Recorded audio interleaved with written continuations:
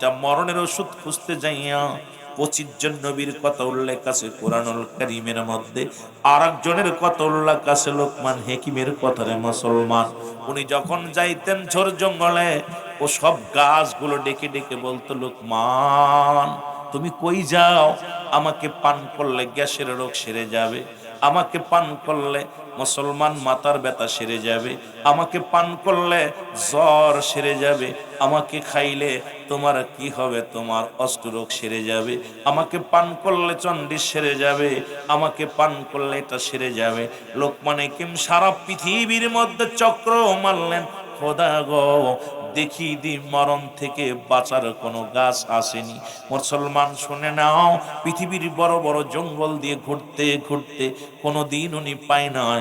সব গাছের কলদে যখন গাছের পাশ দিয়ে যাইত, সব গাছ ডেকে ডেকে বলতো, লোকমান হাকিম তুমি পৃথিবীর মধ্যে রব্বি কারিম তোমাকে এত এই বড় ডক্টর বানাইয়া দুনিয়ার মধ্যে পাঠাইলো আমার আল্লাহ, আমাকে পান করলে, আমার ব্যবহার করলে এই রোগের ওষুধ ছাড়বে, এই রোগের সেরে যাবে, এটা সেরে যাবে, এটা সেরে যাবে। লোকমান হাকিমের বড় আশা ছিল এই পৃথিবীর মধ্যে ঘুরব, দেখি পাওয়া যায় কিনা এই গাছ পান করলে জীবনে আর মরণ হবে না, অমর হয়ে থাকা যাবে।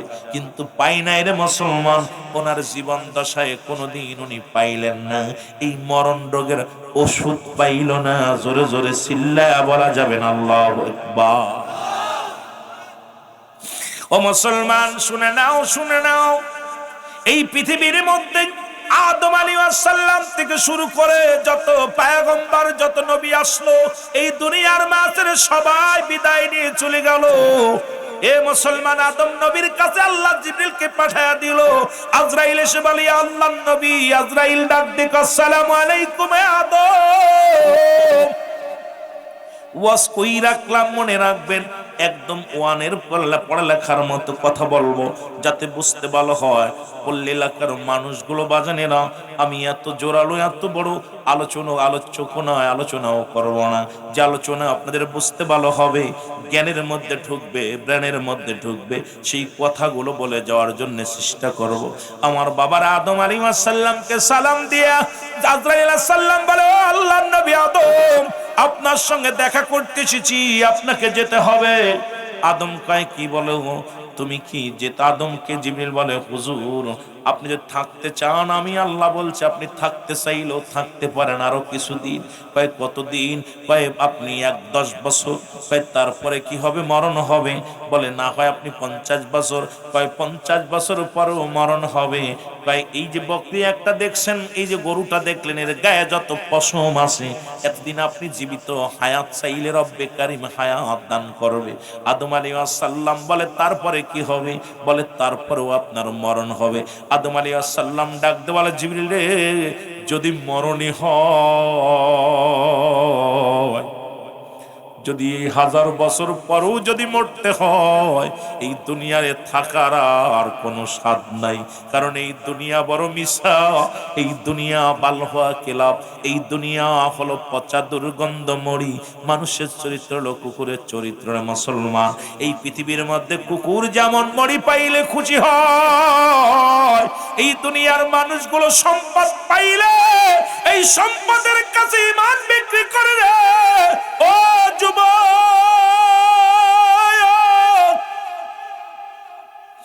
ওরে সকালে ঈমান আনবে, বিকেলে চলে যাবে রে।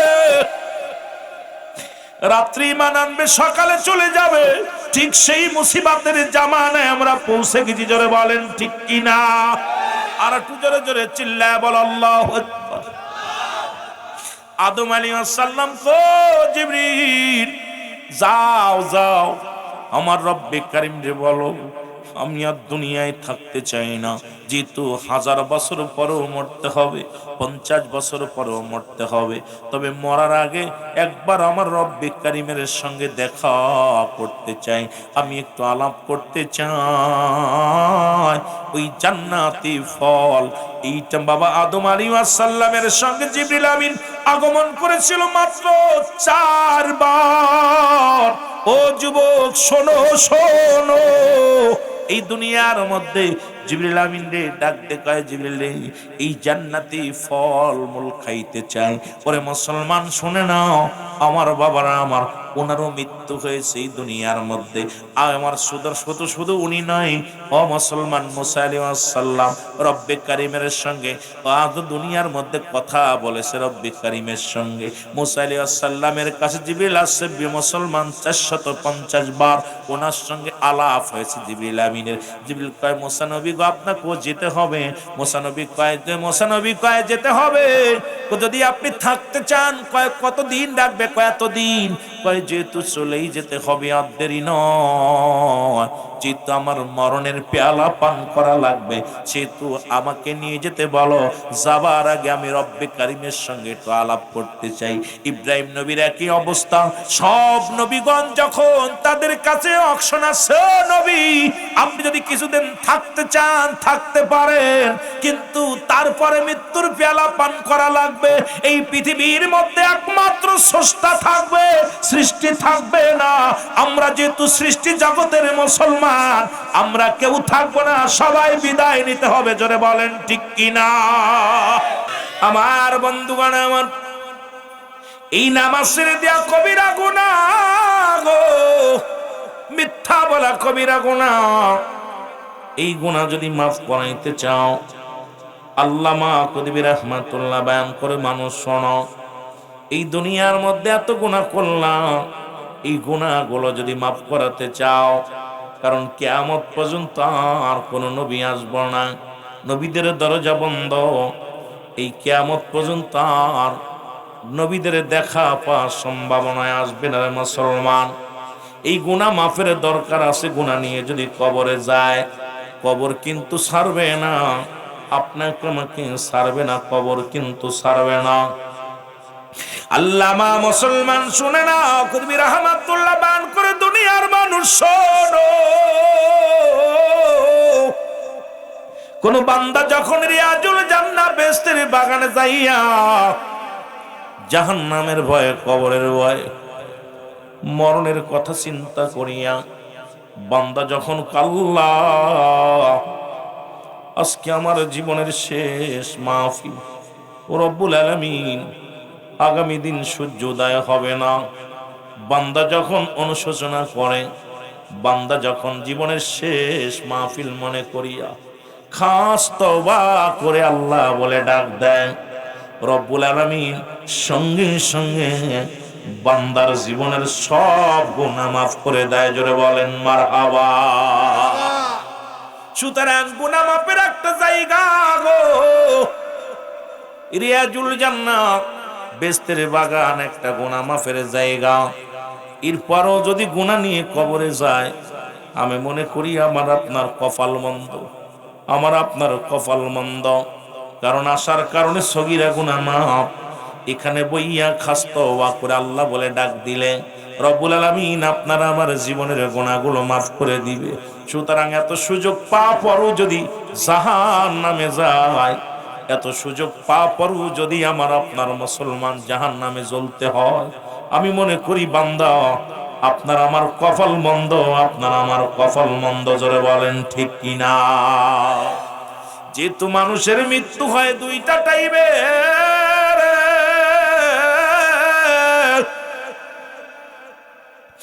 মানুষের মরণ হয় দুইটি টাইমে, একটা হলো রাতের বেলা, আর একটা হলো দিনের বেলা। ও বাজানেরা শুনে নাও, দিন শুরু করেছি মৃত্যুবরণ করি নাই, রাত শুরু করেছি এখনো মৃত্যুবরণ করি নাই। ও যুবক, রাত শেষ করতে পারবো কেউ বলতে পারি না। সুতরাং দুইটা টাইমে যেহেতু মরণ হয়, যেহেতু দিন শেষ করলাম, রাত শুরু করলাম, এখনো মরণ হয় নাই, আমি একটু আপনারা সবাই মিলে একটু খাস তওবা করি। কারণ তওবার যেহেতু দরজা খোলা, আমার সঙ্গে সবাই তওবা করেন। আস্তাগফিরুল্লাহ রব্বি মিন কুল্লি যামবি আতুবু ইলাইহি লা হাওলা ওয়ালা কুওয়াতা ইল্লা বিল্লাহিল আলিয়্যিল আযীম।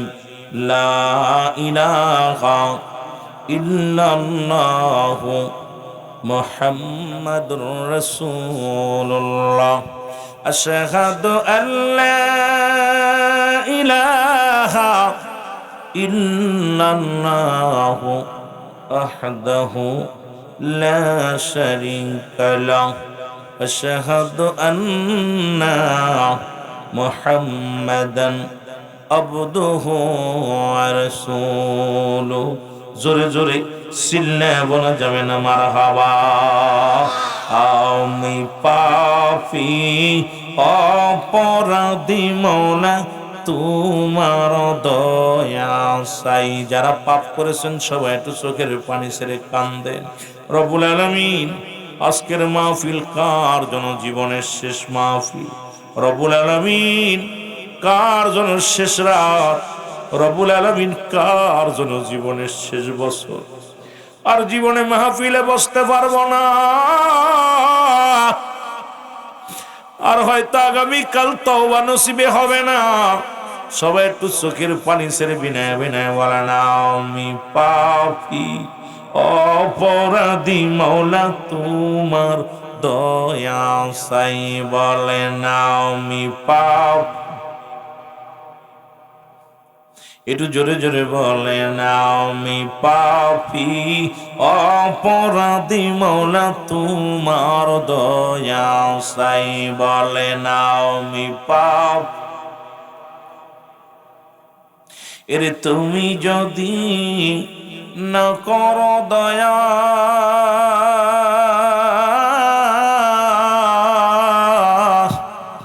তোমার বান্দা বান্দির হবে কি উপায়? আল্লাহ তুমি যদি না করো দয়া আমার হবে কি উপায়?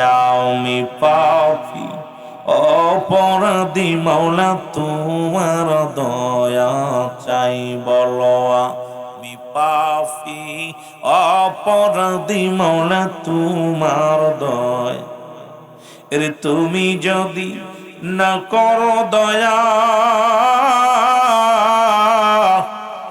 আমার হবে কি উপায়? বলো তুমি যদি না করো দয়া আমার হবে কি উপায়?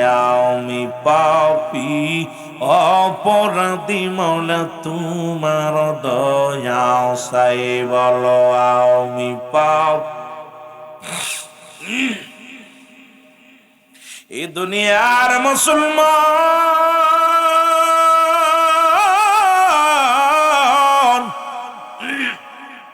যে কথাগুলো বলতেছি দিলের কান্ডা লাগে, শোনো গো। যে তোর দুইটা টাইমে মানুষের মৃত্যু হয়, পৃথিবীর মধ্যে আসার একটা সিরিয়াল আছে, যার কোনো সিরিয়াল নাই। দেখা যায় বাবা জিন্দা, সন্তান দুনিয়ার মধ্যে নাই। দেখা যায় দাদা জিন্দা, নাতি দুনিয়ার মধ্যে নাই।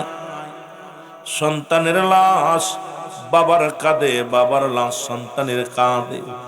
ওরে যুবকেরা, আজকে সন্ত্রাসী যারা করিয়া মানুষ হত্যা করো,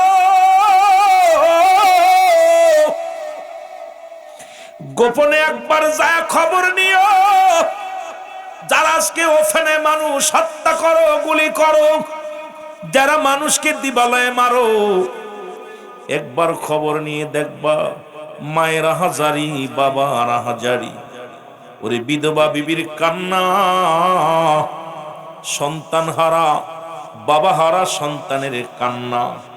পৃথিবীর মধ্যে তুমি তো দুনিয়া থেকে একজনের বুক খালি করে দিলা, কিন্তু তুমি একবার খবর নিয়ে দেখো তার বিবি কেমন হাজারি করে দুনিয়ার মধ্যে, তার মা কেমনে হাজারি করে দুনিয়ার মধ্যে, তার বাবা কেমনে হাজারি করে দুনিয়ার মধ্যে। তুমি এই কষ্টটা যদি একবার দেখতা, আমার মন বলে দুনিয়ার মধ্যে সন্ত্রাসী করতে পারতা না, কোন মায়ের বুকে গুলি চালাইতে পারতা না। কারণ এই পৃথিবীর মধ্যে যে মায়ের সন্তান চলে গেছে, সেই মার কান্না আকাশ জমিন বাড়ি হয়ে যায়। সেই বাবার কান্না আকাশ জমিন বাড়ি হয়ে যায়। যেমনি ভারী হতেছে আমার হাদি ভাই গতকালকে বিদায় নিয়ে গেছে মুসলমান। উসমান গনি হাদির পরিবারের শোকের ছায়া নেমে গেছে মুসলমান। তুমি আমি বুঝতে পারছি না। বিবি জানে স্বামী হারানো বেদনা, ছোট্ট মেয়েটা জানে, সেই মেয়েটা জানে বাবা হারা বেদনা, মা জানে সন্তান হারা বেদনা, বোন জানে ভাই হারা বেদনা। এই জন্য যারা সন্তানাসী করো একবার খবর নিও, ওই মরা বাড়ির কাছে যায় একবার গোপনে যা খবর নিবা, দেখবা সেই করুণ কান্না। এই কান্না যদি তোমার হৃদয় না কাঁদে ও মুসলমান, এই পৃথিবীর মধ্যে তোমার বুকের ভিতরে যদি কান্না না আসে, আমি মনে করি তোমার মতো সেমর এই পৃথিবীর মধ্যে আর কেউ নাই। জোরে বলেন ঠিক কিনা? এর সন্তানের লাশ বাবার কাঁধে কত ভারী। ওই যে বাবা সন্তানের লাশ বহন করেছে, ওই বাবা জানে সন্তানের লাশ কত ভারী। বাবারে জিগাইবেন, বাবা বলবে এই দুনিয়ার মধ্যে এত ভারী বস্তু আমি কোনোদিন গ্রহণ করি নাই। আমার দাদু ভাইয়েরা আমার বাবারে জিগাইলে যেমনি বলবো, সন্তানের জিগাইলে এমনি বলবো রে মুসলমান। এই জন্য পৃথিবীর মধ্যে আসার কোন সিরিয়াল নাই, যা মশা আসার সিরিয়াল আছে, যার কোন সিরিয়াল নাই। আমি মাঝে মাঝেই কথাটা বলি, পৃথিবীর প্রথম পোশাক পরিধান করেছো অন্যের হাতে, আবার জীবনের শেষ পোশাকটা পরবা অন্যের সাহায্যে। এই হলো আমার আপনার জীবন। কেন এত মস্তানি, কেন এত জমিদারি, কেন এত ফালাফালি, কেন এত মুসলমান অহংকার? নিজের কাপড় পরিয়া নিজে কবরে যাওয়ার ক্ষমতা আল্লাহ দেয় না। কারণ জীবনের প্রথম পোশাক, প্রথম লজ্জাস্থান ঢেকেছে অন্যের সাহায্যে মুসলমান। আবার জীবনের শেষ পোশাক পরাইবে আপনার অন্য মানুষে। সুতরাং সব ছেড়ে দিয়ে সরল সঠিক পথে চলার দরকার আছে কি না? মহব্বতের সঙ্গে দুরূদ শরীফ পড়েন আল্লাহুম্মা। ভাই আর একটু সাউন্ডটা বাড়া রাখেন ভাই, কথা টানছে কো। দাদু ভাই একটু মহব্বত উচ্চ কণ্ঠে। ওয়ালা আলি মাওলানা, মহব্বতে বলেন আল্লাহুম্মা সাল্লি আলা। আওয়াজটা সুন্দর করেন, অনেক সুন্দর সেট, মিষ্টি আওয়াজটা মিষ্টি করেন। ওয়ালা আলি সাইয়্যিদিনা। এই দুনিয়ার মুসলমান,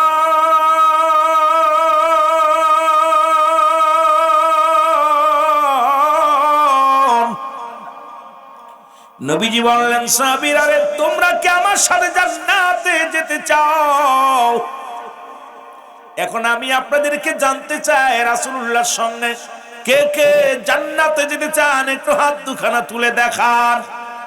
মারহাবা বলেন, আর একটু জোরে বলেন মারহাবা। নবীজি কথা দিলেন, যে ব্যক্তি 5 ওয়াক্ত সালাত, 5 ওয়াক্ত নামাজ সময় মতো আদায় করতে পারবে, আমি নবী ওয়াদা করলাম, আমি নবী কথা দিলাম রে, আমি নবী তার হাত ধরে জান্নাতে নিয়ে যাব। এখন যদি বলি কে কে আমরা আজকে 7 সালাত আদায় করেছি, অনেক কম হাত উঠবে। যদি মাগরিব আদায় করেছি, যদি বলি কম উঠবে রে মুসলমান। এর নামাজ আপনার জন্য ফরজ, ওয়াজ শোনা নফল বন্দেগী, না শুনলে গুনাহ হবে না। কিন্তু নামাজ যখন ছেড়ে দিবে, ও যুবক শোনো গো, 1 ওয়াক্ত নামাজ কাজা দিলে 80 খুতবা পরিমাণ জাহান্নাম, যার 1 খুতবা পরিমাণ হলো 2,88,00,000 বছর। আপনার আমার জীবনে যত নামাজগুলো ছুটে গেছে, এই নামাজের হিসাব যদি রব্বে কারিম ধরে, আমার মন বলে বাঁচা সম্ভাবনা। জোরে জোরে চিল্লায়া বলা যাবে না, ঠিক কি না? ও যুবক, এরা যেহেতু নামাজের প্রতি গুরুত্ব কেন নবীজি দিছে শোনো গো। এর 2টা টাইমে মানুষের মরণ হয়, একটা হলো রাতের বেলা, একটা হলো দিনের বেলা। দিন শুরু করেছে আমার আল্লাহ নামাজ দিয়া, রাতও শুরু করেছে আমার আল্লাহ নামাজ দিয়া। বাঁচার কোনো পথ নাই রে যুবক। ওরে মুসলমান, দিনের শুরু হলো ফজর। বান্দা, 2 রাকাত সুন্নাত নামাজ তুমি আদায় করলাম। নবীরে ভালোবাসো, নবীর জন্য পাগল, নবীর জন্য দেওয়ানা হয়ে গেছো। আর মুখের দাড়িগুলোর মধ্যে বারে বারে শেপ লাগায় দাও, আর দুনিয়ার মধ্যে খ্রিস্টানের মতো চলাফেরা করো। রে মুসলমান, দাইমি সুন্নাত হলো দাড়ি মোবারক রাখা। আজকে সেই দাড়ির মধ্যে খুর মুসলমান হয়ে লাগায়া দাও। বড় কষ্ট হয়, বড় কষ্ট হয়, কথাগুলো না বললে নয়। এবার নবীর প্রেমিক যদি হতে হয়, 1 নম্বরে নামাজ আদায় করার দরকার আছে কি না? এখন যদি নবীর উম্মত বলে দাবি করতে হয়, এর নবীর কাছে 1 নাম্বার প্রিয় ছিল নামাজ। আপনার যদি আখিরি নবীর উম্মত বলে দাবি করতে হয়, যেহেতু নবীর কাছে 1 নাম্বার প্রিয় ছিল নামাজ, আপনার আমার কাছে 1 নাম্বার প্রিয় হওয়া লাগবে নামাজ। জোরে জোরে বলেন ঠিক কিনা? খুব খেয়াল করবেন কথাগুলো। যদিও আলোচনা শুরু করি নাই, সবে মাত্র ভূমিকার মধ্যে এখনো আসি, একটু দেখি ঘুরে আসি। নামাজ আল্লাহ ভালোবাসছে, নামাজ নবীজির প্রতি যত্ন করছে নামাজের এই জন্য রাতের শুরু দিছে নামাজ, দিনের শুরু দিছে নামাজ। সুবহানাল্লাহ বলেন না? আর একটু জোরে বলেন। এর মুসলমান শুনে নাও, দিনের শুরু এইবার 2 রাকাত সুন্নাত নামাজ তুমি আদায় করলা, হয়ে গেল আমার রসুলের প্রেমিক। এবার 2 রাকাত ফরজ নামাজ তুমি আদায় করলা, হয়ে গেলে তুমি আল্লাহর গোলাম। এখন আল্লাহকে যারা খোদা বলে মানে, সে কেমনে ফজরের নামাজ কাজা দেয়? আল্লাহকে যারা একমাত্র স্রষ্টা বলে জানে, কেমনে সে ফজরের নামাজটা কাজা দেয়? আমার বুঝি আসে না আব্বাজান, বড় কষ্ট হয়। এবার রাতের দিনের মধ্যে যদি মরণ হয়ে যায় রে, নবীও তোমারে চিনবে না, আমার আল্লাহ তোরে বান্দা বান্দি বলে স্বীকৃতি দিবে না। কারণ তুই তো ছিলি বেনামাজি, উদাসীনী, কারণ তুমি ছিলে মাস্টার ইবলিসের দলের লোক। তুমি তো আমার রাসূলের পক্ষেও ছিলে না, তুমি তো আমার আল্লাহর গোলাম হিসেবেও ছিলে না। তুমি যখন মৃত্যুবরণ করবা, তোমার মৃত্যুটা হবে কার তরিকায় বুঝি আসে না। ওরে মুসলমান, না ফাইলা আল্লাহ না ফাইলা রাসূল, এই দোদর বান্দার জন্য জাহান্নাম ছাড়া কোনো গতি নাই। জোরে জোরে চিল্লায়া বলা যাবে না ঠিক কি না? রাসূলুল্লাহর কাছে 1 নাম্বার পেয়েছিল নামাজ। জোরে বলেন না মারহাবা। নবীর কাছে 1 নাম্বার পেয়েছিল কি? এ যুবকেরা খুব খেয়াল করবেন, কি ছিল প্রিয়? নামাজ। এইবার দিনটা শেষ করলা যুবক, দিনের মধ্যে তোমার যদি মরণ না হয়, ওরে রাত্রে মরণ হবে, এর মধ্যে কোনো সন্দেহ নাই। কত মানুষ বিদেশে গেছে, ঢাকা থেকে কফিন হইয়া বিদেশ থেকে কফিনে লাশ বাড়ি আসছে রে মুসলমান। এরে হাদি ভাইয়ের দেহখানা নিয়ে যাওয়া হলো, বাংলাদেশ থেকেও বাইরের রাষ্ট্রে নিয়ে যাওয়া হলো। রব্বে কারিম লিখে রাখছে, মালাকুল মউত পাঠায়া দিছে, এই দুনিয়ার মায়া ছেড়ে চলে গেছে। সুতরাং কখন কোন হালাতে কার মৃত্যু হবে কেউ বলতে পারি না রে রব্বে কারিম। যেখানে মৃত্যু দাও, ওই মৃত্যুটা যেন ঈমানের সঙ্গে মরণ হয় রে। ওই মরণের সময় যেন জবান দিয়ে কালেমা উচ্চারণ হয় গো। আরে মরণ থেকে পালানোর মতো কোনো পথ নাই, মরণ থেকে পালানোর কোনো উপায় নাই। ওরে মুসলমান, আদম নবী থেকে শুরু করে পৃথিবীর মধ্যে কত পয়গম্বর, কত নবী আসলো, সব বিদায় নিছে। একমাত্র স্রষ্টা থাকবে, সৃষ্টি থাকবে না। যেটা মরণের ওষুধ খুঁজতে যাইয়া 25 জন নবীর কথা উল্লেখ আছে কোরআনুল কারীমের মধ্যে, আরেকজনের কথা উল্লেখ আছে লোকমান হাকিমের কথা। রে মুসলমান, উনি যখন যাইতেন ঝোর জঙ্গলে, ও সব গাছগুলো ডেকে ডেকে বলতো, লোকমান তুমি কই যাও? আমাকে পান করলে গ্যাসের রোগ সেরে যাবে। আমাকে পান করলে মুসলমান মাথার ব্যথা সেরে যাবে, আমাকে পান করলে জ্বর সেরে যাবে, আমাকে খাইলে তোমার কি হবে, তোমার অষ্টরোগ সেরে যাবে, আমাকে পান করলে চন্ডিস সেরে যাবে, আমাকে পান করলে এটা সেরে যাবে। লোকমান হাকিম সারা পৃথিবীর মধ্যে চক্র মারলেন, খোদা গো দেখি দি মরণ থেকে বাঁচার কোনো গাছ আসেনি। মুসলমান শুনে নাও, পৃথিবীর বড় বড় জঙ্গল দিয়ে ঘুরতে ঘুরতে কোনো দিন উনি পায় নয়। সব গাছের কলদে যখন গাছের পাশ দিয়ে যাইত, সব গাছ ডেকে ডেকে বলতো, লোকমান হাকিম তুমি পৃথিবীর মধ্যে রব্বি কারিম তোমাকে এত এই বড় ডক্টর বানাইয়া দুনিয়ার মধ্যে পাঠাইলো আমার আল্লাহ, আমাকে পান করলে, আমার ব্যবহার করলে এই রোগের ওষুধ ছাড়বে, এই রোগের সেরে যাবে, এটা সেরে যাবে, এটা সেরে যাবে। লোকমান হাকিমের বড় আশা ছিল এই পৃথিবীর মধ্যে ঘুরব, দেখি পাওয়া যায় কিনা এই গাছ পান করলে জীবনের মরণ হবে না, অমর হয়ে থাকা যাবে। কিন্তু পাই নাই রে মুসলমান, ওনার জীবন দশায় কোনোদিন উনি পাইলেন না, এই মরণ রোগের ওষুধ পাইল না। জোরে জোরে চিল্লায়া বলা যাবে না আল্লাহু আকবার। ও মুসলমান শুনে নাও, শুনে নাও, এই পৃথিবীর মধ্যে আদম আলাইহিস সালাম থেকে শুরু করে যত পয়গম্বর, যত নবী আসলো, এই দুনিয়ার মাঝে সবাই বিদায় নিয়ে চলে গেল। এ মুসলমান, আদম নবীর কাছে আল্লাহ জিবরিলকে পাঠায়া দিল। আজরাইল এসে বলে, আল্লাহর নবী। আজরাইল ডাক দিয়ে আসসালামু আলাইকুম আদম।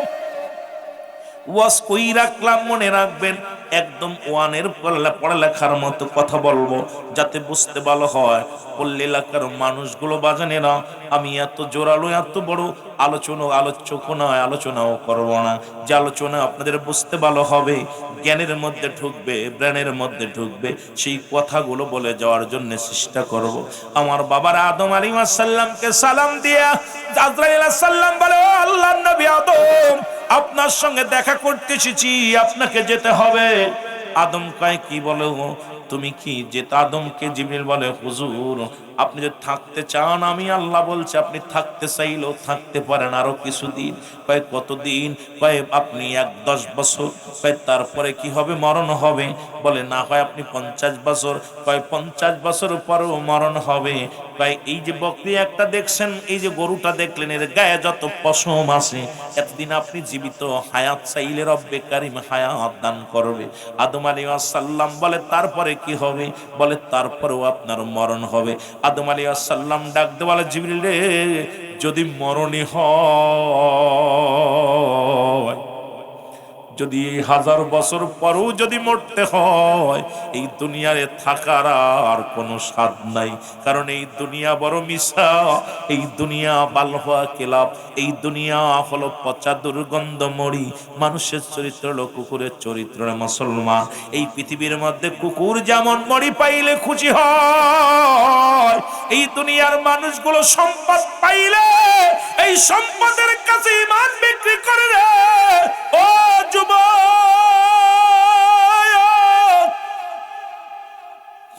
ওরে সকালে ঈমান আনবে, বিকেলে চলে যাবে রে। রাত্রি ঈমান আনবে, সকালে চলে যাবে। ঠিক সেই মুসিবতের জামানায় আমরা পৌঁছে গেছি। জোরে বলেন ঠিক কিনা? আর একটু জোরে জোরে চিল্লায় বল আল্লাহু আকবার।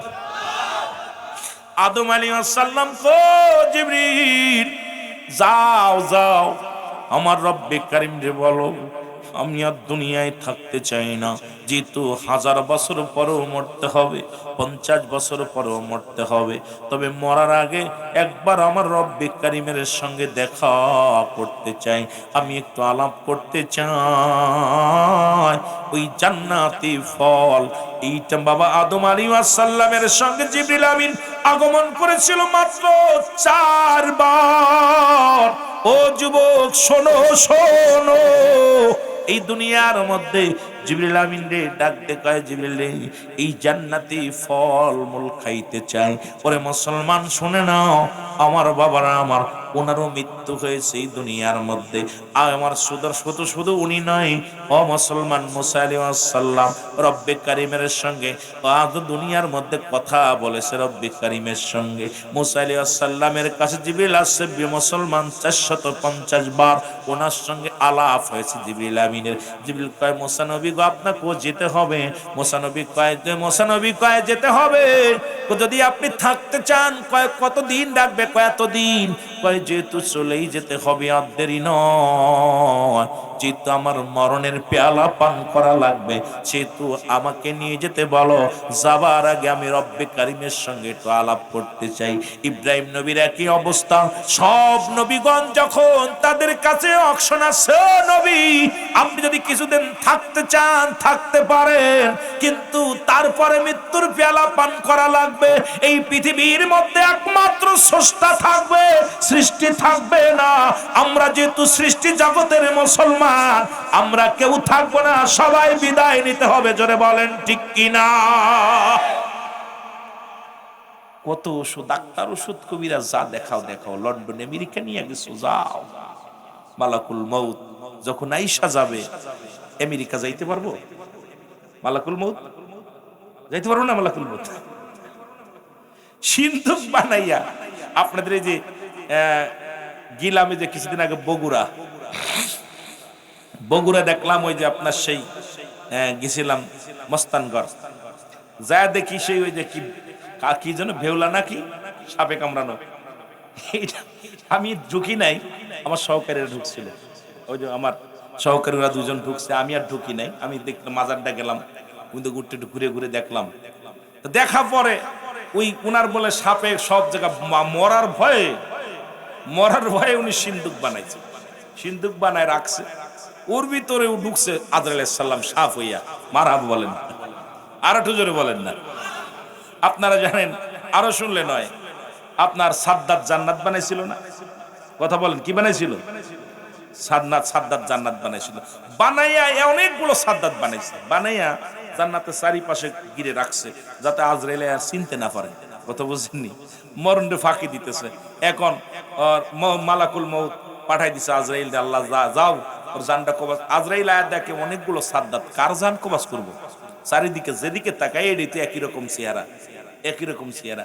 আজরাইল সালাম বলছে, আল্লাহ এ কোন উপায় করবো? এখন তো যেদিকে তাকাই সেটি তো সাদ্দাত, নকল কোনটা আসল কোনটা চিনা বড় দায়। আল্লাহ কর মউত কয়টা দিছি? কয় মউত তবে 10টাই। কয় 10টা বাজতে দেখবে আসলটা পড়ে যাইব। সুবহানাল্লাহ কইতেন। আর একটু জোরে বলেন। আসলটা বাঁচতে পারতো না, কারণ নকল গুলো থাকবে। আসলটা যখন ভিতরে ঢুকতে গেছে, আজরাইল পিছন থেকে পাঞ্জাবি টান দিছে, দাঁড়া, কই যাও? কই এত সুন্দর করে বানাইলাম, একটু দেখবো। কয় আল্লাহ কইছে ঢুকতে পারবি না। আজরাইল আমার একটু সুযোগ দাও, ভিতরে ঢুকবো, খালি দেখা চলে আসবো। আজরাইল হবে না, আল্লাহ কইছে হবে না, কারণ ওই সময় আর পাচ্ছ না। দুনিয়া থেকে অনেক আফসোস করেছিল, ওনার কান্না দেখে আজরাইল কান্না এসে গেছিল। আজরাইল একদিন আল্লাহ রাব্বুল আলামিন জিজ্ঞাসা, আজরাইল তুমি কি জীবনে কোনো জান কবাজ করতে যায় কাঁদছো? কোনো কষ্ট পেয়েছো? কত মায়ের কোল খালি করছো, কত সন্তানকে বিধবা, মাকে বিধবা করছো, স্ত্রীকে বিধবা করছো, এই দুনিয়ার মধ্যে এক বাবার এক পোলারও নিয়ে চলে আইছো। তুমি কি জীবনে মায়া লাগে না? আল্লাহ আমার 2বার কাঁদছি আমি। কয়বার? কথা বলেন না, কয়বার? 2বার কাঁদছি, আমার চোখে পানি আসছে। একবার হলো যখন ওই সাগরের মধ্যে একটা মার জান কবাজ করেছিলাম, সাগরের উত্তপ্ত ঢেউয়ের মধ্যে একটা বাচ্চা প্রসব করলো। মা সঙ্গে সঙ্গে আপনি আমাকে হুকুম দিলেন, উল্টায় পাল্টায় একদম শেষ করে সব করে মেরে ফেললাম। মার গর্ভে থেকে একটা সন্তান বাইর হলো, এইটার একটা তক্তার পরে দিয়া ওর মারও জানটা কবাজ করলাম। ওই দিন আমি কেঁদেছিলাম, আল্লাহ এই শিশুটার এই সাগরের মধ্যে ফেলাই দিলাম, সবাই জানটা কবাজ করলাম, মেরে রাইখা দিলা, আল্লাহ এর কি অবস্থা? ওইটা দেখে আমি কাঁদছিলাম। আর একটা দিন সাদ্দাত যখন জান্নাতে প্রবেশ করলো, তখন আমি আল্লাহর অনেক অনুনয় বিনয় করেছিল আমার কাছে, যে এক নজর দেখবো। ওর কান্না দেখে আমার চোখ দিয়ে পানি চলে এসেছিল। মারহাবা বলেন। আল্লাহ কয় চিনছো নি? কয় না চিনি নাই তো। কয় 2 লোকই একই লোক। সুবহানাল্লাহ কইতে নিরে, এই জোরে বলেন না। 2টা লোকই একই লোক। কয় ওই সাদ্দাতের মাকে যখন জান কবাজ করেছিলাম, ওই সাগরের মধ্যে উত্তপ্ত ঢেউয়ের মধ্যে আমি রব্বে কারিমকে বাঁচিয়ে রাখছিলাম। আর পৃথিবীতে বাঁচানোর হাকিকতটা শুনবা, ওকে ওই তক্তার পরে ভাসতে ভাসতে যায় একটা জঙ্গলার মধ্যে ঢোকে, জঙ্গলার ভিতরে বাঘিনীর বাচ্চা মারা যায়, বাঘিনীর দুধ খায়া, বাঘের দুধ বাঘিনীর দুধ খায়া আমি আল্লাহকে লালন পালন করলাম, বড় বানাইলাম। ওই কমনে হারামখোর কথা বুঝি, এত এই বাঘের দুধ খায় মানুষকে বাঁচাইলাম, এইটা বড় হইয়া নাফরমানি করছে আমার লগে। আল্লাহু আকবার বলেন না, আর একটু জোরে বলেন না। অসংখ্য নাফরমান আছি আমরা, অসংখ্য নাফরমান। কারণ আল্লাহ রাব্বুল আলামিন এত দয়া করছে, আল্লাহর গোলামি করি না, বন্দেগি করি না, ঠিক মতো নামাজ পড়ি না, বলি না, ঈমান আকীদার পথে চলি না, আমরা শরীয়ত মোতাবেক চলি না। ও যখন অসুস্থ হয়ে যায় বারবার আল্লাহর কাছে পানা চাই, যেই সুস্থ হয়ে যায় আর মসজিদ চিনি না। যেটা বলেন ঠিক কিনা? অনেক ছেলের আছে পরীক্ষার আগে দেখবেন, পরীক্ষার আগে বাবারে বাবা 5 ওয়াক্ত জায়গা 12 ওয়াক্ত পড়ে, কথা কইতেন নি, তসবিহও ছাড়ে না, নামাজও ছাড়ে না, কপালে দাগ পড়ে যায়। যেই পরীক্ষায় পাস করে ওরে আর খুঁজে পাওয়া যায় না, ও ডেটিং ফ্যান কইরা, ইংলিশ ফ্যান কইরা খালি এদিক ওদিক ঘোরাঘুরি করে। কি তারে ভাই এমন অবস্থা, ওর আযান দিতেছে আল্লাহ হাইয়া আলাস সালাহ হাইয়া আলাল ফালাহ, আল্লাহর হাইয়া আলাস সালাহ নামাজের জন্য, হাইয়া আলাল ফালাহ কল্যাণের জন্য, ও দৌড়াইতেছে মহিলার পাশ পাশ। জোরে বলেন ঠিক কিনা? এই না ফারমানগুলো, এদের যে কি অবস্থা হবে আল্লাহ কবি না, মানুষের মধ্যে না, তারা বলবে আমার নেতার ঈমান আছে, বিল্লাহি আল্লাহু আখির আখিরাতের প্রতি বিশ্বাস স্থাপন করছে। ওমা হুম বিমুমিনিন, একদল মুনাফিক তৎকালীন জামানায় ছিল, এখনো অসংখ্য মুনাফিক আছে, সকালে ঈমান আনতেছে, বিকেলে চলে যাচ্ছে। জোরে বলেন ঠিক কিনা? আর একটু জোরে বলেন ঠিক কিনা?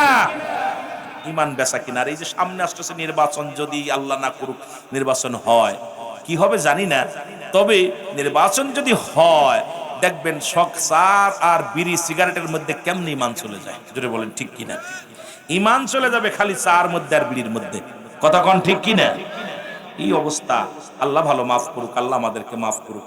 আর এখনকে যে নেতাগুলো আছে দেখবেন মুসি মেতর সবার, ওদিন দেখলাম একজন বলতেছে, একজন পিসেব মানুষ, উনি 15 লক্ষ টাকা মন্দিরে দান করছে, আরো মন্দির যেন হয় দোয়া করতেছে, দোয়া করতেছে, যাক আল্লাহ ওনার হায়াতের মধ্যে বরকত দান করুক। কিন্তু আমার বাবাগুলো গভীর মনোযোগ, বড় কষ্ট লাগছে এখানে, আমার একটা কষ্ট লাগে কথাগুলো বলতেছি, যে আমরা মুসলমান হইয়া মুসলমানদের সাহায্য বাদ দেওয়া মুসলিমদের সাহায্য করতেছি, করো ভাই, তবে এত উৎসাহিত দিও না, কারণ উৎসাহ এই নির্বাচন আমরা যেন ঈমানই, এখন বর্তমান যে সিচুয়েশন চলতেছে, বর্তমান ঈমানের দাম কম, আমাদের ক্ষমতার দাম বেশি হয়ে গেছে। ক্ষমতা ছেড়ে দাও, ঈমানের দামটা বাড়াও। জোরে বলেন ঠিক কিনা? আরো জোরে বলেন ঠিক কিনা? ক্ষমতা কয় বছর? 5 বছর, 10 বছর, 15 বছর, কিন্তু ঈমান নিয়ে যদি না যেতে পারো কবরে, আবাদান আবাদান চিরস্থায়ী থাকতে হবে। কোথায়? জাহান্নাম। জোরে বলেন ঠিক কিনা? কোথায় থাকতে হবে? এই জন্য আপনাদের করজোরে দাবি করে যাব ভাই, আমি বারবার বলে যাচ্ছি, আপনাদের কাছে আমি বলে যাই, আমি বলবো না কোনো দলকে ভোট দেন, বলবো না কারোর দল সাপোর্ট করেন, একটা অনুরোধ করব, ঈমান ছাড়বেন না। যদি মৃত্যু হয়, দেখছেন আফগানের মধ্যে যখন 500 শিশু, কোরআনের শিশুদেরকে ধরে আনা হলো, ওদের বুকের ভিতর কোরআনটা এইভাবে ধরছে, ধরার পর ওদেরকে বলতে, তোমরা কোরআন ছেড়ে দাও না জীবন দিয়ে দাও। ছেলেরা বলতেছিল যদি জীবন দিয়া দিই জান্নাত পাবো। সুবহানাল্লাহ বলেন না? কত ছোট ছোট মাসুম বাচ্চাগুলো বলতেছিল যদি জীবন দিয়া দিই জান্নাত পাবো, আর যদি কোরআন ছেড়ে দিই আমরা জাহান্নামে যাব। সুতরাং এই কোরআনটাকে ধরে রাখছি, তোমরা গুলি চালাও। দেখা গেল 500 সন্তান দুনিয়া থেকে বিদায় করে দিছে, কোরআনটাকে বুকের ভিতরে এইভাবে আঁকড়ে ধরছে। তাদের ইমানি জোর আর ইমানি পাওয়ার, ইমানি ক্ষমতার। আমাদের ইমান, এখন যদি আপনাকে 100 টাকা দিই তাহলে পার একজনকে মেরে দিচ্ছেন, এটার নাম তো ইমান না। আহা, এই জন্যই বললাম যে আপনি একবার খবর নেন। আমার বাড়ির কাছে একজন মারা গেল, কিছুদিন আগে মেরে ফেললো। আমি, তার মা পাগল হয়ে গেছে, বাবা পাগল হয়ে গেছে, এখন আপনাদের পাবনায় হাসপাতালে আছে। এ যুবক, সন্তান হারা ব্যথা, যে মায়ের বুক খালি করলা, এই বাবার কাছে মা বাবা যে কত কষ্ট পায়, তুমি গোপনে যায় একটু খবর নেই, গোপনে যায় তুমি যাইয়া অনায়াসে যে যাকে তুমি গুলি করছো মারছো, গোপনে যায় বাড়ির পাশে যে খবর নিও, দেখবা তারা হাজারি, তার মায়ের কান্না, তার বাবার কান্না, তার বোনের কান্না, তার বিবির কান্না, তার ভাইয়ের কান্না, তার প্রতিবেশীর কান্না, যে তারা দুনিয়ার মধ্যে কি হারায় ফেলেছে। তুমি তো একজনের গুলি করলা, কিন্তু 1000 জনকে এতিম বানাইলা, 1000 মায়ের চোখের পানি ফেলাইলা। এটার নাম তো ইসলাম হতে পারে না। আমার মুসলমান, কাফের বেঈমানেরা যা করেছিল, ঠিক আয়ামে জাহিলা জামানায় যা হয়েছিল তার চাইতে বেশি উলঙ্গ বেহায়াপনা বর্তমান চলতেছে। জোরে বলেন ঠিক কিনা? আমার ভাইরা, আমার বন্ধুরা, আমার কথাগুলো বলতে গেলে অনেক কষ্ট হয়। আমার বন্ধুগণ, নামাজের কথা নবীজি বললেন 5 ওয়াক্ত সালাত মনে আসেনি? যদি কোনো ব্যক্তি আদায় করে, আমি নবীও আদায় করলাম, আমি নবী তার হাত ধরে জান্নাতে নিব। সবাই প্রতিজ্ঞা করছেন, হাত উঠাইছেন, যেতে চান রাসূলুল্লাহর সঙ্গে জান্নাতে। সুতরাং আপনার এই দাবিটা যদি পূরণ করেন, কিয়ামত পর্যন্ত দায়ী থাকবেন আমার রব্বি কারীমের দরবারে। নবীর এক সাহাবী গো, নাম হলো আব্দুল্লাহ আনসারী, সব চাইতে গরিব সাহাবী। এই পাবনার জমিনে এত গরিব মানুষ নাই, এই পাবনা জেলার মধ্যে এত গরিব মানুষ পাওয়া যাবে না। উনি বাড়ি গেলেন, বাড়ি যাওয়ার পর বিবি ডাকতে বলে, স্বামী রে, আমার নবীজি কি ওয়াজ করছে বলেন। আপনার আমার বিবিগুলো বাড়ি গেলে কোনোদিন জিগায়, কোনোদিন জিগায় নাই রুহুল আমিন সাহেব কি ওয়াজ করছে, একটু বলো। সিদ্দিকী সাহেব তো মাগুরা থেকে আসলো, কি ওয়াজ নিয়ে আসলো, কি আলোচনা করলো, একটু বলো। আমার বাবারা সুর শুনে লাভ নাই, আলোচনাগুলো খেয়াল করো। আমার কোনো দলিল নয়, দলিল হলো কোরআন হাদিস, আমার মুখের কথা বিশ্বাস নয়। কারণ কোরআন কি বলে, হাদিস কি বলে, এগুলো তোমরা খেয়াল করো। যদি খেয়াল করতে পারো, আর যেটা আমি বাতিলের কথা বলি সেটা সঙ্গে সঙ্গে ছুঁড়ে মারো, কারণ এটা তোমার গ্রহণ করার দরকার নাই। যেটা হক বলি, এটা যদি তোমার মনোযোগী হয়, যদি মন চায় সুন্দর কথাগুলো বলছি, এটা তুমি আমল করো। আর যেটা বাতিল বলি, সঙ্গে সঙ্গে তুমি বাদ দাও। জোরে বলেন ঠিক কিনা? এ বন্ধুগণ, আব্দুল্লাহ আনসারী বিবি ডাকতে বলে, স্বামী, ও আমার স্বামী গো, রহমতের নবী কি ওয়াজ করছে একটু বলেন গো। বলে, বিবি রে, আমার নবী ওয়াজ করছে, কোন ব্যক্তি যদি 5 ওয়াক্ত সালাত, 5 ওয়াক্ত নামাজ যদি সময় মতো মতো আদায় করতে পারে, রাসূলুল্লাহ তার হাত ধরে জান্নাতে নিয়ে যাবে। জোরে বলেন মারহাবা। বিবি ডাকতে বলে, স্বামী, স্বামী রে, জীবনে আপনার কাছে দামি কাপড় চাই না, জীবনে আপনার কাছে দামি পোশাক চাই না, জীবনে আপনার কাছে ভালো খাবার চাই না। আপনি আমাকে একটা সুযোগ করে দিবেন। যেহেতু আমি আপনার স্ত্রী, ঘরের লক্ষ্মীর স্বামী, যেহেতু আপনি সুযোগ করে দিলে আমি 5 ওয়াক্ত সালাত আদায় করতে পারবো, আপনি আমাকে একটা সুযোগ করে দিবেন, আমিও যেন 5 ওয়াক্ত নামাজ, 5 ওয়াক্ত সালাত সময় মতো সঠিকভাবে আদায় করতে পারি। ওই মুসিবতের দিনে আপনার হাত ধরে রাসূলুল্লাহর সঙ্গে যেন আমি জান্নাতে যেতে পারি। জোরে বলেন মারহাবা। কেমন বিবি দেখছেন? আর আমাদের বউগুলো কি কইতো? বউগুলো কইতো, আমার জন্য দামি কাপড় দিবা, রুহুল আমিন সিদ্দিকী, এত টাকা ইনকাম করো, বড় স্বর্ণ প্রতি মাসে সোনার বালা বানাইবা। সোনা দিয়ে ভরে রাখলেও মন পাওয়া সম্ভব নয়। যে অবস্থা চলতেছে, আর পৃথিবীর মধ্যে আপনার স্ত্রী বলেন আর আমার স্ত্রী বলেন, একটা প্রবাদ সবসময় বলে, সেটা কি, আমি বিলে তোমার সংসার করলাম, না হলে করতাম না। জোরে কোন ঠিক কিনা? আপনি যত বড় হুজুর হন না কেন, একদিন আপনারা শোনাবেই। একদিন যদি একটু ত্রুটি হয়, বলবে আমি বিলে তোমার সংসার করলাম, তার মানে এর আগে পরে মনে হয় কেউ ছিল। কথা কয় না কেন? মহিলারা এই খুঁটাটা দেয় না, কথা কন না কেন? আপনাকে দেয়নি? বুড়া হলেও দিব এক সময়, বুড়ো কালো, বুড়ো আমি বিলে তোরে টানলাম, তার মানে বোঝা গেল ইতিপূর্বে না আগে পরে কেউ ছিল। আমার মুসলমান বাবারা, আমার অনেক কথা কয় ভাই, এতে আগে বুঝতাম না, এখন বিয়ে শাদী করে আবার বুঝতে পারি কিছু না। কথা বুঝছেন? ঠিক। আমার মুসলমান বাবারা, আমার আল্লাহর নবীর সাহাবী প্রতিদিন রাসূলুল্লাহর পিছে সালাত আদায় করে, নামাজটা আদায় করে, নবীজির পিছে সালাত আদায় করে। সালাম ফিরানোর সঙ্গে সঙ্গে আসসালামু আলাইকুম ওয়া রাহমাতুল্লাহ, আসসালামু আলাইকুম ওয়া রাহমাতুল্লাহ। নবীজি সালাম ফিরা তাকায় দেখে আব্দুল্লাহ আনসারী দৌড় মারে শুধু বাড়ির দিকে দৌড়ায়া। সালাম ফিরায় একটা সেকেন্ড আর দাঁড়ায় না, দোষ শুরু করে। আমার নবীজি বললেন, সাহাবীরা রে, আমি প্রায় দেখি আব্দুল্লাহ আনসারী নামাজে আসে, জামাত ঠিক আদায় করে, কিন্তু নামাজ শেষে দাঁড়ায় না, দৌড়তে বাড়ি চলে যায়। সাহাবীরা বলে, হুজুর নিশ্চিত বিবির প্রেমে পড়ছে, না হয় দুনিয়ার কোনো ঝামেলার মধ্যে পড়ছে। আমার নবী কয়, না না, আমি নবী নিজেই খবর নিব আব্দুল্লাহ আনসারীর কি অবস্থা। এবার নবীজি নিজেই বাড়ি গেলেন, সালাম দা, আসসালামু আলাইকুম আহলাল বাইত। ও যুবক, আসসালামু আলাইকুম আহলাল বাইত। তিনবার সালাম দিলেন নবীজি, একবার উত্তর পাইলেন না। নবী মনে একটু কষ্ট পাইলেন, কষ্ট পায় রাসূলুল্লাহ ফিরে চলে আসলেন। কারণ কোন বাড়ি প্রবেশ করলে সালাম দিলে যদি উত্তর না পাও, ওই বাড়ি ঢোকার কোনো অনুমতি নাই রে বাবা। কিন্তু আমরা মুসলমানের বাড়ি, কোনো সালাম নাই, ভিতরে ভাবি সব বাইকো ওর জুতা দিয়ে না ফিটে সারা যায়। কোন পর্দা ফরজ, নামাজও ফরজ, কিন্তু বাড়ির ভিতর ঢুইকা যায় ভাবি সব ভালো আছেন।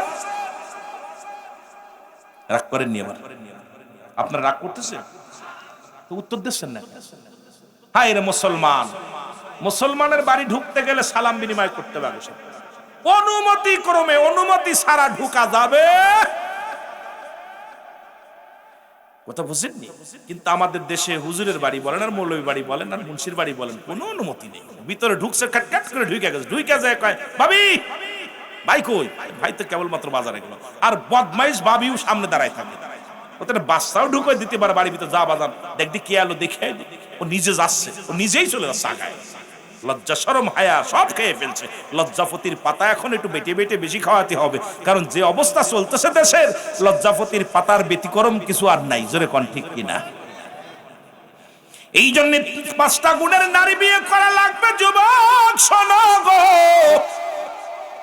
এই 5টা গুণের নারী যদি বিয়ে করতে পারো, দুনিয়ার মধ্যে শান্তি ফিরে পাবা। অনেক মা বোন আছে, আজকে বলে যাব, এই 5টা গুণের নারী বিয়ে হওয়ার কথা মুসলমান শুনে নাও। আমরা যারা করে ফেলেছি তারা তো করেই ফেলেছি, বদলায় না। আবার বাবারা আমার যারা করেন নাই তাদের জন্য বলে যাব, এই 5টা গুণের নারী ছিল নবীজির আম্মা জানের ভিতরে।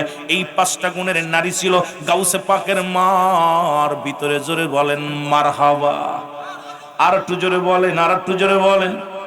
পৃথিবীর মধ্যে বাঘের পেটে বাগডাসা হয়, বিড়াল হয় না। এই জন্য আমাদেরকে 5টা গুণের নারী বিয়ে করতে হবে। এই গুণবতী যদি না হয়, জীবনটা বরবাদ। এই সংসারে শান্তি যদি আনতে চাও, সংসারে যদি ভালো আদর্শবান ছেলে মেয়ে বানাইতে চাও, যদি ফ্যাটকারি যদি ভালো না হয়, মাল ভালো হওয়া সম্ভব নয়। এই জন্য আগে ফ্যাটকারিটা ভালো হওয়ার দরকার আছে কি না? সাজ যেমন বেকা, পিঠেও সেমনি বেকা। ফ্যাটকারি ভালো না, সব বাদ। যেটা বলেন ঠিক কিনা? ও যুবক শোনো, শোনো গো, কথাগুলো ভালো করে খেয়াল করে শোনো। রাসূল ফিরে আসলেন, পিছন থেকে আব্দুল্লাহ আনসারী সালাম দেয়, আসসালামু আলাইকুম। ওয়ালাইকুম আসসালাম ইয়া রাসূলুল্লাহ। ওয়ালাইকুম আসসালাম ইয়া হাবিবাল্লাহ। ওয়ালাইকুম আসসালাম ইয়া রাহমাতাল লিল আলামিন। নবী বলে, আনসারী রে, তুমি 3বার সালামের জবাব দিলা, তার মানে আর বুঝতে বাকি নাই তুমি তিনবারই আমার সালাম শুনেছিল, উত্তর দাও নাই। আনসারী বলে, ইয়া রাসূলুল্লাহ ইয়া হাবিবাল্লাহ, কেন জবাব দিই নাই আমি উত্তর দিতে পারবো না। যদি দয়া করে আমার বাড়িতে যাইতেন তাহলে বলতে পারতাম কেন আমি উত্তর দিই নাই। নবী বলে, চলো চলো চলো। আনসারীর বাড়িতে নবী চলে গেলেন। যা দেখে আনসারী যখন দরজা খুলে দিলেন, আব্দুল্লাহ আনসারী ঘরের ভিতরে বিশাল একখানা গর্ত খোঁজা পাইলেন। নবী বললেন, আনসারী গর্ত কেন ঘরের মধ্যে খোঁড়া? বলি, ইয়া রাসূলুল্লাহ ইয়া হাবিবাল্লাহ, আপনি যখন আমারে সালাম দিয়েছিলেন নবী গো, মায়ের নবী,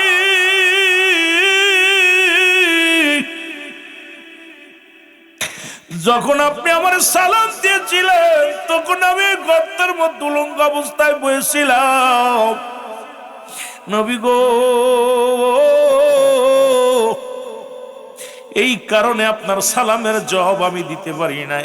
নবী বলে, আনসারী রে কি শুনাইলাম?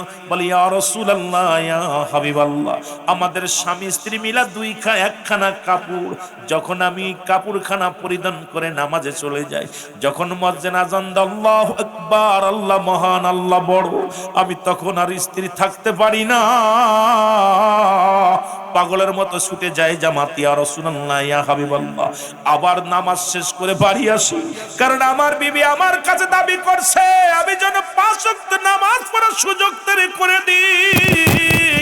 ইয়া রাসূলুল্লাহ, ইয়া হাবিবাল্লাহ, আমি যখন ওইবার নামাজ শেষ করে বাড়ি আসিয়া কাপড়খানা খুলে দিই, আমার বিবি ওই কাপড় পরে নামাজে দাঁড়াইছিল, আমি উলঙ্গ বসে থাকার কারণে আপনার সালামের জবাব দিতে পারি নাই। আমার কান্দার কোন সরি, আয় রে আয়,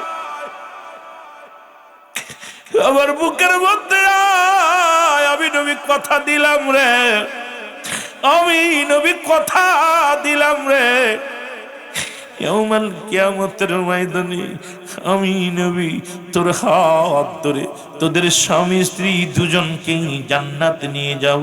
জোরে জোরে চিল্লায়া বলা যাবে না মারহাবা। মদিনা যাইতে পারলাম না, মদিনা দেখতে পারলাম না, মহব্বতে বলেন মদিনা যাইতে পারলাম না, মদিনা।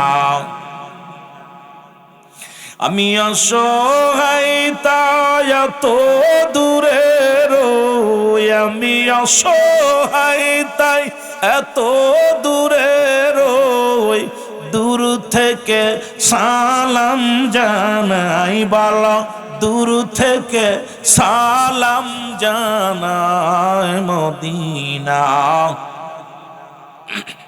মহব্বতে বলেন মদিনা দেখতে পারলাম না, বলো মদিনা যাইতে পারলাম না, মদিনা। মদিনার নাম কত মধু,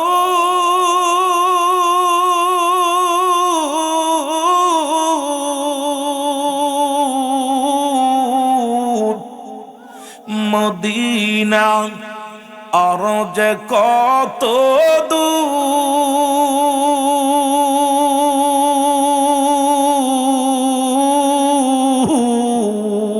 ওই মদিনার পথের দুলি, বলো ওই মদিনার পথের দুলি, মাকুতে পারলাম না, মদিনা যাইতে। আরো জোরে বলেন মদিনা যাইতে পারলাম না, মদিনা। আমি অসহায় তাই এত দূরে রই, আমি অসহায় তাই এত দূরে রই, শুধুই সালাম জানাই, বলো শুধুই সালাম জানাই, মদিনা যাইতে পারলাম না, মদিনা। আরো জোরে বলেন মদিনা যাইতে পারলাম না, মদিনা। মদিনার নাম কত সুন্দর,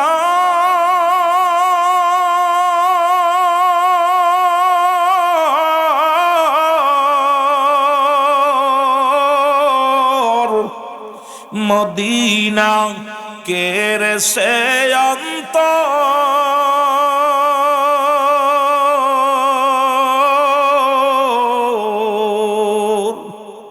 এই পাবনা জিলার সালাম খানি,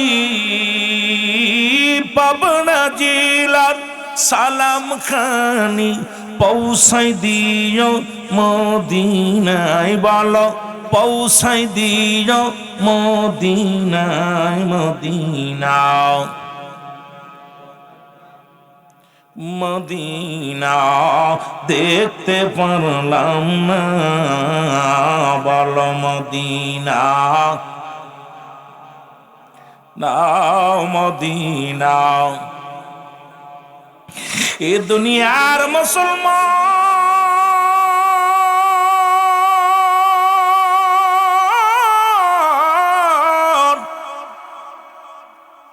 আমি আপনাদেরকে জানাতে চাই রে, এই পাবনা জেলার মধ্যে এমন কোন গরিব নয় যিনি এক টুকরা কাপড় আছে রে, যে ভিক্ষা করে খায় তার 4-5টা কাপড় আছে। আজকে মাহফিল যারা করতেছেন মুসলমান শুনে নেন, এই আরিয়া পাড়ার জমিনের মধ্যে এমন কোন গরিব নাই যার এক টুকরা কাপড় আছে।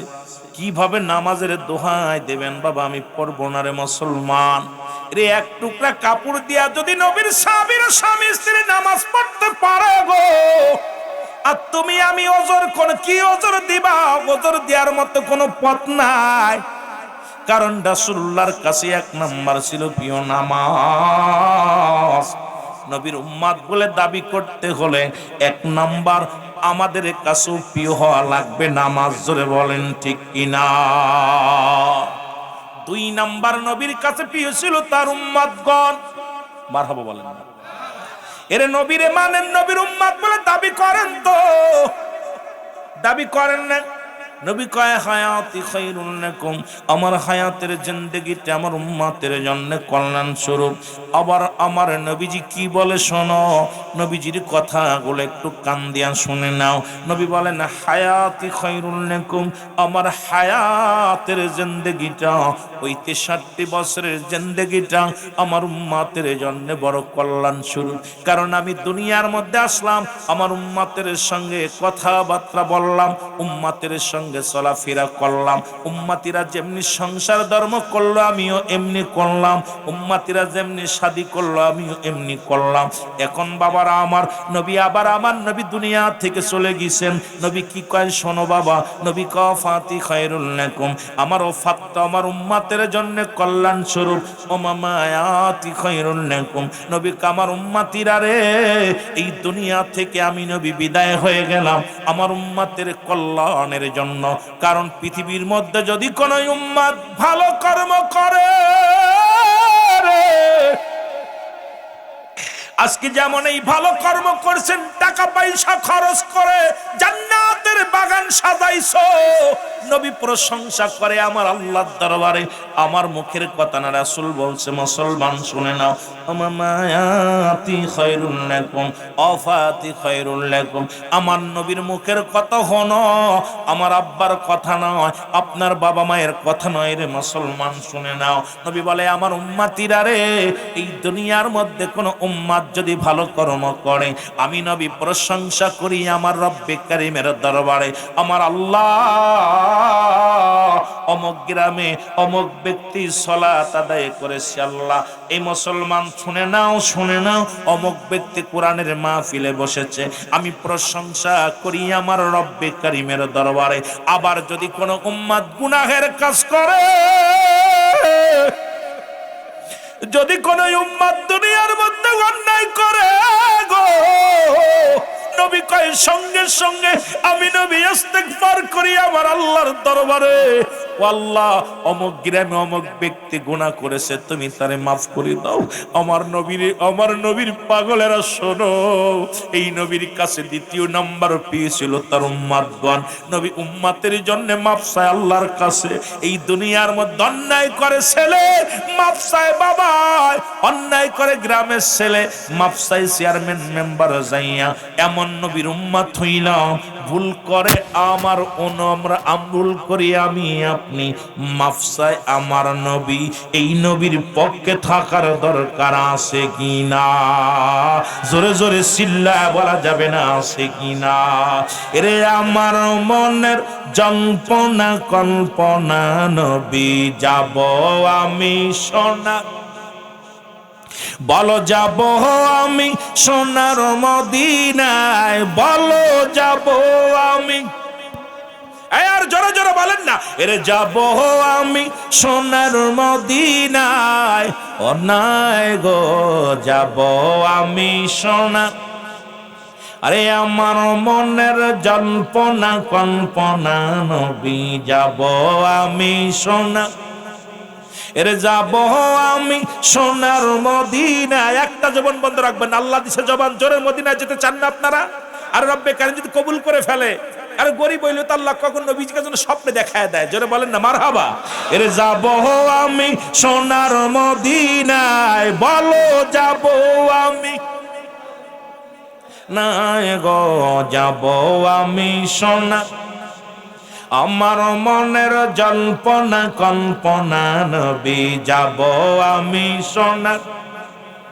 এর নবীজি কেউ ভালোবাসি, মনটাই আমার অনেক খুশি, নবীজি কেউ ভালোবাসি। এর নবীজি কেউ ভালোবেসে তৃপ্তি মেটে নাও, বলো নবীজি কেউ ভালোবেসে না গো যাব আমি সোনা, বলো যাব আমি সোনার মদিনায়, বলো যাব আমি না গো যাব আমি সোনা। রে আমার মনের জল্পনা কল্পনা নবী যাব আমি সোনা। এর নবীর প্রেমে এত জাদু, ডাকিলে মনে হয় মধু, নবীর প্রেমে এত জাদু, ডাকিলে মনে হয় মধু। এই মধু কোথাও মেলে না, বলো এই মধু না গো যাব আমি সোনা, বলো যাব আমি সোনার মদিনায়, বলো যাব আমি না গো যাব আমি সোনা। আমার মনের জল্পনা কল্পনা নবী যাব আমি। এ দুনিয়ার মুসলমান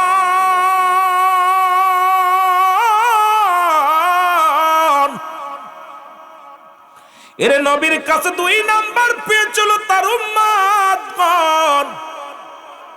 আজকে পাখির মতো গুলি করে সেই উম্মতের কেমনে মারো গো? এর নবী জীবনের চাইতে তার উম্মতের ভালোবাসে।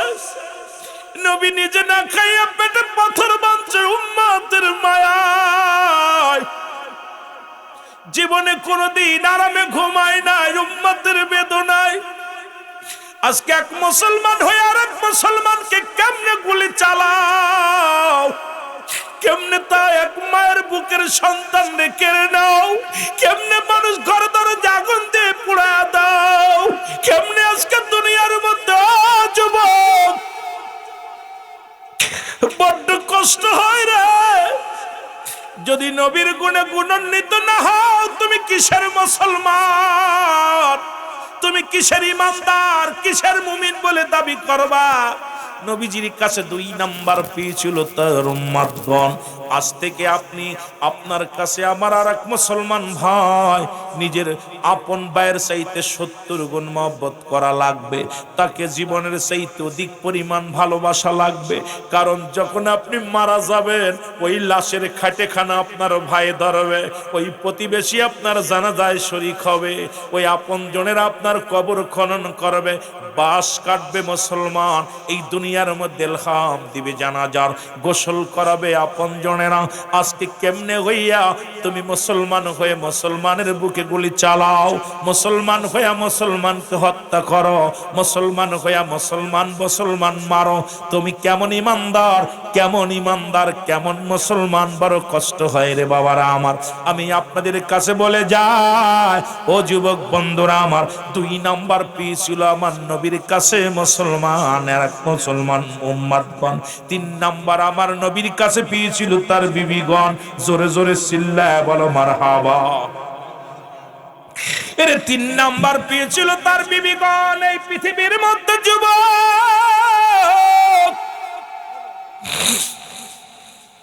রাসূলুল্লাহর কাছে 3 নাম্বার পেয়েছিল তার বিবিগণ।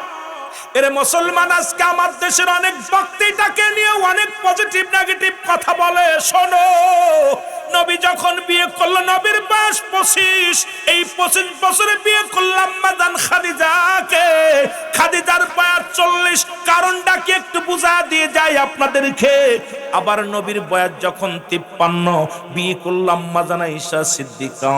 নবীজি বুঝাইলেন, মেয়েরা শোনো, তোমার স্বামী যদি বয়স্ক হয় এই দুনিয়ার মধ্যে খবরদার তাকে অসম্মান করো না।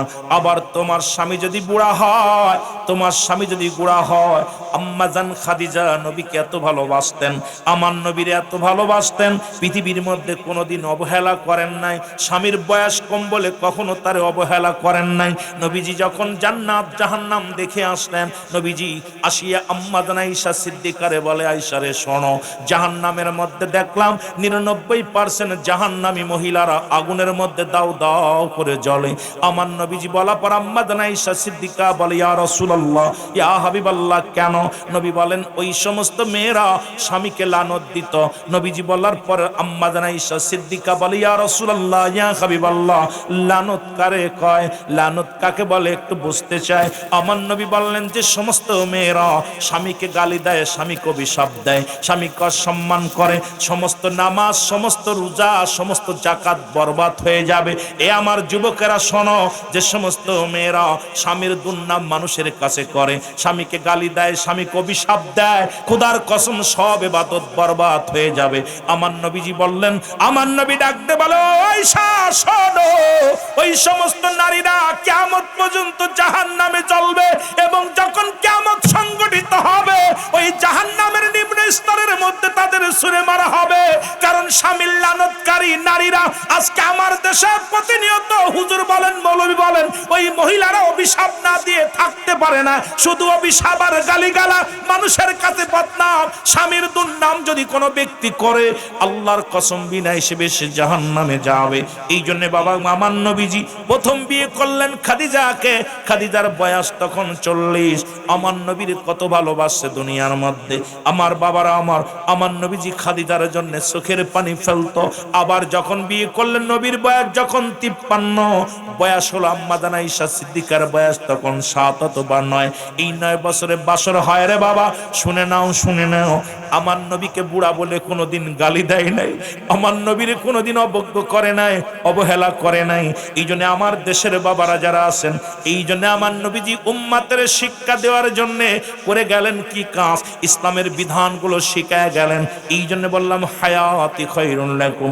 এইটার যদি বিশ্লেষণ করি বাবা, আজকে সারা রাত কেটে যাবে। সুতরাং গভীর মনোযোগ। আজকে শেষ হয়ে যাচ্ছে, আর অল্প কয়েক মিনিট দেরি হচ্ছে, 5-7 মিনিট পরে দিচ্ছি একটু, যেহেতু আসেন 5-6 মিনিট পরে ছেড়ে দিচ্ছি, যেহেতু 10টা পর্যন্ত 45 বাইজা গেছে, আর মাত্র কয়েক মিনিট আমি আসি। আমার বাবারা, আমার বন্ধুরা, আমার শোনা নাও। আবার নবীজি দুনিয়ার মধ্যে মাটি কাটলেন, মাটি টানলেন। আমার আগের বক্তা বলছে, আল কাসিম হাবিবুল্লাহ, দিন মজুরি মেহনতকারীর আল্লাহর বন্ধু। আমি কানে শুনেছি ওয়াজটা, আমার বাবারা আমার শুনে নাও। রাসূল বললেন, কারণ নবী নিজে মাটি কাটলেন, কোনো আমার উম্মতিরা যদি কোনোদিন কেউ কর্মজীবী হয়, দিন মজুরি হয়, যেন কষ্ট না পায়। আমার নবীজি মাটি টানছে, আমার নবী বকরি পালন করেছে। আমার নবী কিসের জন্য? যাতে আমার উম্মতিরা যদি কেউ গরিব হয় সেজন্য মনে কষ্ট না পায়। আবার নবী একটা কাপড় গায়ে দিছে, যার দাম হলো 42,000 দিরহাম। পৃথিবীর কোন রাজা বাদশা পড়তে পারে নাই। পৃথিবীর মধ্যে তুমি যদি ধনী হও, তুমি এমপি হও, তোমার ভিতরে যেন অহংকার না আসে। আমার নবী তালিযুক্ত কাপড় পরেছে, আমার নবী রাজত্ব করেছে, আমার নবী প্রধানমন্ত্রী ছিল, আমার নবী রাষ্ট্র চালাইছে। রাষ্ট্র চালানোর ভিতরে নবী কোনোদিন ফকর আনে নাই। আর আমার দেশের এমপি মন্ত্রী, আমার দেশের মুসলমান চেয়ারম্যান মেম্বার হইলে ওদের সীমানায় যাওয়া যায় না। জোরে বলেন ঠিক কি না? আর একটু জোরে জোরে চিল্লায় বলেন ঠিক কি না? আমার বন্ধুরা, আমার গভীর মনোযোগ, আমার বাবারা আমার, আমি আপনাদেরকে এই জন্য করজোরে অনুরোধ করে যাব, আমার নবীজির ভিতরে নবীর সঙ্গে মেশাল দাও। নবীকে বলছে বায়ানাত, উত্তম ব্যবহার, উত্তম আখলাক, উত্তম চরিত্র। যা রাসূলুল্লাহর ভিতরে ছিল তোমার ভিতরে কেন আসবে না? তুমি নবীর উম্মত বলে দাবি করলে নবীর আখলাক চরিত্রগুলো আপনার আমার ভিতরে আনার দরকার আছে কি না? নবী মনে হয় প্যাকেট প্যাকেট সিগারেট খাইছে। কথা কোন খাইতো? গাঁজা খাইতো, মদ খাইতো, আমরা খান কে? এই মিয়া, নবীর উম্মত বলে দাবি করতে হলে নবী মনে দাড়িগুলো চাইছে ফেলতো, তাই না? কথা কয় না কেন? নবী মনে বেগানা নারী নিয়ে ঘুরে বেড়াইতো, কথা কয় না? নবীকে ঘুষ খাইতো, সুদ খাইতো, আমি খান কেন? আমি আশ্চর্য হয়ে যাই, নবীর উম্মত বলে দাবি করবেন অথচ নবীর চরিত্র, নবীর আদর্শ আপনার ভিতরে নাই। আপনি কিসের নবীর উম্মত? ও ফিরাউনের কারণের বংশ পরিচয় দেয়াই ভালো, জোরে বলেন ঠিক কিনা? ফিরাউন নমরুদ কারণের মতোই আমার বাবারা দুনিয়ার মধ্যে, কারণ আমার রাসূলুল্লাহর আদর্শ যদি না থাকে আমার ভিতরে, আমি কিসের মুসলমান? রাসূলুল্লাহ আমার নবীজির ভিতরে দেখেন না, খালি যাতে আমার উম্মাত যখন কষ্ট না পায়, সব হালাত আমার নবীজির ভিতরে। কখনো রাজ্য চালাইছে, কখনো প্রজা, কখনো রাজা, ঠিক কিনা? ঠিক কিনা? আবার আমার দেশের কিছু কিছু মৌলবীরা ওয়াজ করে, নবী ৭০ তালি কাপড় গায়ে দিছে। আরে মুন্সি, রাসূলুল্লাহ ৭০ তালি গায়ে দিছে ঠিক আছে, কিন্তু আমার রাসূল যে একটা জামা গায়ে দিছে যার দাম ছিল ৪২,০০০ দিরহাম, যা পৃথিবীর কোন রাজা বাদশা পড়তে পারে নাই। মারহাবা বলেন না? সুতরাং আমার নবীর ফকির বানাইলা বাদশা বানাও? নবী তো হালাতু ছিল। সুতরাং রাসূলের ভিতরে এই আদর্শগুলো থাকার পিছে একটাই কারণ, কোন উম্মাতের ভিতরে যেন বিনয় হয়, কোন উম্মাতের ভিতরে যেন অহংকার না আসে। কারণ ৩ শ্রেণী মানুষ জাহান্নামে যাবে। নাম্বার ওয়ান পিতামাতার নাফরমানি সন্তান, ২ নাম্বার হলো এতিমের মাল ভক্ষণকারী, ৩ নাম্বার হলো অহংকারী মানুষ। এই অহংকার যাদের ভিতরে, হিংসা ঢুকে যাবে আজকে সমাজের মধ্যে, এই মানুষগুলো সব পতন ঘটবে। আল্লাহু আকবার বলেন না? আমার ভাইয়েরা, আমার বন্ধুরা, আমার যে কথাগুলো আমি বলতেছিলাম, দিলের কান্ডা লাগা শোনো। রাসূলুল্লাহর কাছে ২ নাম্বার পেয়েছিল, ৩ নাম্বার পেয়েছিল তার বিবিগণ। আজ থেকে কারুর বড় হাত ধরে টানবো না, কোন কারুর বোর দিকে নজর লাগাবো না। ফেসবুক খুললেই দেখি এর বউ নিয়ে যাচ্ছে, ওর বউ নিয়ে যাচ্ছে, এর বউ নিয়ে যাচ্ছে। বড় কষ্টরে মুসলমান, আর বউথে বিদেশে গেলে আসে তো আর বউটা পাওয়া যায় না, জোরে কোন ঠিক কিনা? আমার অবস্থা, দেশের অবস্থা, এই জন্য 5টা গুণের নারী বিয়ে করা লাগবে। নাম্বার 1, আজকে সময় নাই, তাড়াতাড়ি আলোচনার মধ্যে ঢুকি মুসলমান, শুনে নাও। নাম্বার 1, 1 নাম্বার হলো যিনি পৃথিবীর মধ্যে মুসলমান বাদশা পয়গম্বর সুলাইমান, উনি যখন বিয়ে করবে উজিরকে ডাকতে বলে, উজির আমি শাদী মুবারক করব, কিন্তু আমার রব্বে কারিম তো 5টা গুণের নারী বিয়ে করতে বলেছে, তুমি খবর লাগাও এই 5টা গুণের নারী যদি পাই তাহলে বিয়ে করব। আগামীকাল মহিলা মাহফিল আছে, একটু তাজদে যায়, কাজে লাগবে রে মুসলমান। 3টা আমল করলে মেয়েরা নাচতে নাচতে জান্নাতে যাবে, যদি সময় পায় আমলগুলো বলে যাবো রে মুসলমান। কারণ 1-2 ঘন্টা আলোচনায় কিচ্ছু নয়, এরম 4-5 ঘন্টা নিয়ে আপনাদেরকে কিছু কথা বললে বোঝাইতে পারতাম যুবক বাবারা আমার। এর নবীজি বললেন, মুসলমান শোনো, পয়গম্বর সুলাইমান কি কয়, শোনো, বিয়ে করবে এই 5টা গুণের নারী দেখো, যদি নারী পাও সারা অর্ধ পৃথিবীর খলিফা সুলাইমান পয়গম্বর অল পৃথিবীর মধ্যে 5টা গুণের নারী পায় না। এখন আপনাদের ভিতরে এই 5টা গুণের নারী পাবেন বলে আমার বিশ্বাস হয় না, কারণ পাবনা জেলায় আছে বলে আমার বিশ্বাস হয় না। ভালো করে লিখে নাও। 1 নাম্বার গুণ হলো এই পৃথিবীর মধ্যে 1 নাম্বার হলো সতীত্বর আমানতদারি। জোরে বলো মারহাবা। আরো জোরে না, আসতে না, জোরে কইবা। 1 নাম্বার হলো সতীত্বর আমানতদারি। এখন খালাতো ভাই, মামাতো ভাই, ফুফাতো ভাই সর্বনাশের মূল। এই যুবকরা কথা কয় না, কারণ মামাতো ভাইয়ের চেহারা দেখা হারাম। কোন মুফতি যদি ফতোয়া দাও, আসো নিয়ে আসো কিতাব আমার কাছে। মুসলমান খালাতো ভাইয়ের চেহারা দেখা হারাম, মামাতো ভাইয়ের চেহারা দেখা হারাম, চাচাতো ভাইয়ের চেহারা দেখা হারাম। এই হারামকে হালাল বলার কোনো একতারা নাই। তুমি মুসলমান বলে দাবি করো, অথচ মামাতো ভাই খালাতো ভাই একই জায়গা ঘোরাঘুরি করো, এ দুনিয়ার মধ্যে সম্পূর্ণ হারাম। হারামকে হালাল বলার কোনো মুফতি নাই, কোনো মুহাদ্দিস নাই। মুসলমান শুনে নাও, এই ওয়াজগুলো শুনলে অনেকে কষ্ট পায়, অনেকে বলবে সিদ্দিক সাবাইয়া আমাদের বিরোধিতা করে। মা শোনো, একটা মাহফিল করে যদি একজন মানুষ হেদায়েতের মধ্যে আসে, এই মাহফিলটা সার্থক হবে। একটা মানুষ যদি নামাজি হয়, একটা মানুষ যদি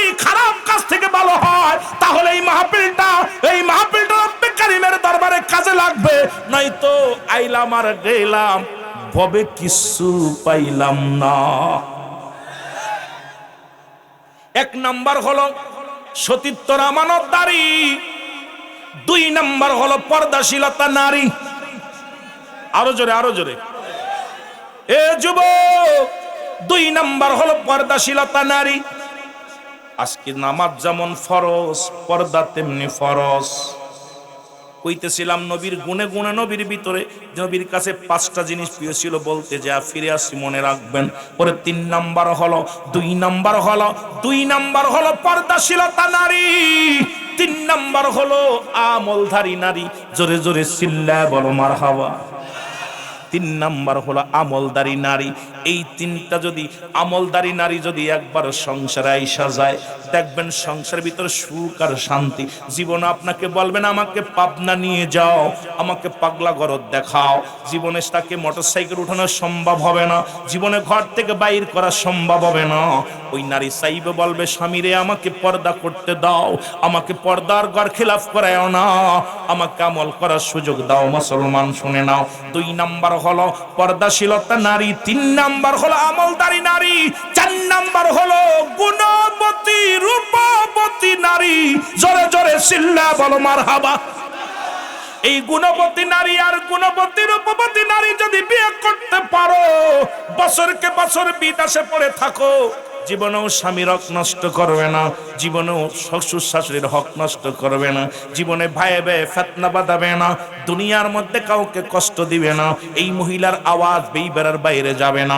এই গুণবতী রূপবতী নারী জীবনে বেপরদায় চলাফেরা করবে না।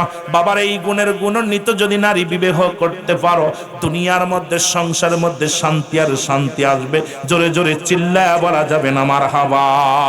5 নাম্বার হলো, এই 5 নাম্বার হলো আজ থেকে প্রতিজ্ঞা করব, আদর্শবান বাবা মায়ের সন্তান।